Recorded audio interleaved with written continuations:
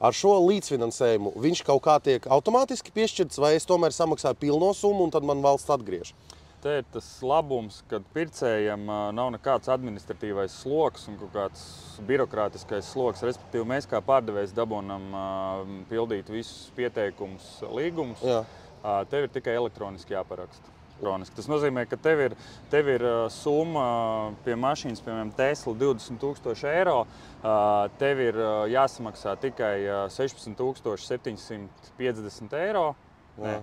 Nu, ja es nenododu mašīnu. Ja tu nenodod mašīnu. Un tālāk mēs cīnāmies ar EKI un strādājam ar EKI, lai papildus to naudu finansētu. Nu viņu maksā pataisnojums, jā.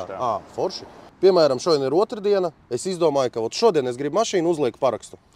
Kad es ar viņu varu aizbraukt? Pa lielam, tu varēsi aizbraukt jau, es domāju, ka tajā pašā dienā. Ja tu no rīta visu sāks, tajā pašā dienā tu vari aizbraukt. Un kā vispār pērk tās Teslas? Ejoša mašīna vai nav?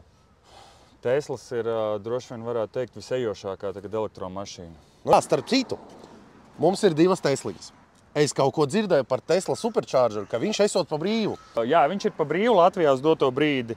Tāda kā akcija, cik ilgi viņi būs, to neviens nezina. Nu, protams, jā. Šobrīd tu vari reāli uzlādēt. Pie Akropolis, man liekas, bija. Jā, pie Akropolis Rīgā, Ķengragā.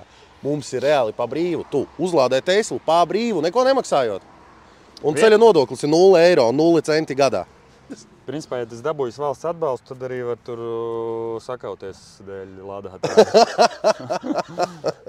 Labi. Kur meklēt braucamu? Motorfai LV.